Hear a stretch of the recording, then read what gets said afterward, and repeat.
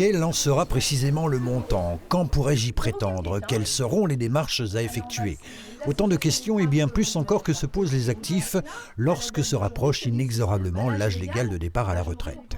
Et c'est pour y répondre que toute cette semaine, les équipes de la CARSAT, l'assurance retraite, de la GIR-Carco pour la complémentaire, mais aussi de la MSA, la mutualité sociale agricole, se mobilisent pour recevoir les futurs retraités et chaque cas est différent. Forcément, il reste un petit peu perdu puisqu'on sait très bien que la réglementation de la retraite, c'est pas facile dans la mesure où il y a des spécificités en termes de date de départ qui sont liées potentiellement à des situations. On a forcément des départs à l'âge légal, mais avec des particularités qui peuvent permettre à des assurés de partir avant l'âge légal. Mais comme c'est au cas par cas, ça nécessite donc de les rencontrer et de pouvoir affiner avec eux leur situation. Il n'y a plus une retraite. Il y a une multitude de possibilités de départ à la retraite. On peut partir de 55 à 67 et voire plus.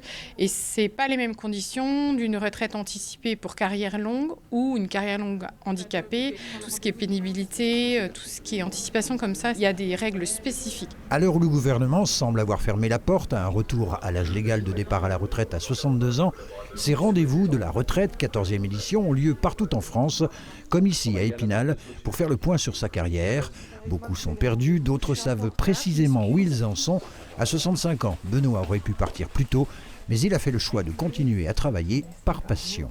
J'ai tous mes trimestres depuis quasiment 18 mois, donc j'envisage de prendre cette retraite au cours de cette année. Il y a l'âge, la fatigue aussi qui commence à peser, donc j'ai pris une décision, sachant aussi que mon épouse est déjà en retraite depuis une année. J'ai mes trimestres pour aller à la retraite, mais j'ai pas l'âge. Voilà.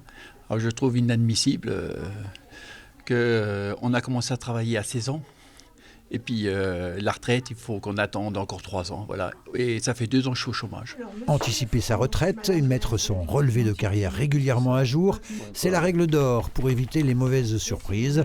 Les rencontres de la retraite se poursuivent jusqu'au 22 mars. Il est bien sûr possible de prendre rendez-vous toute l'année.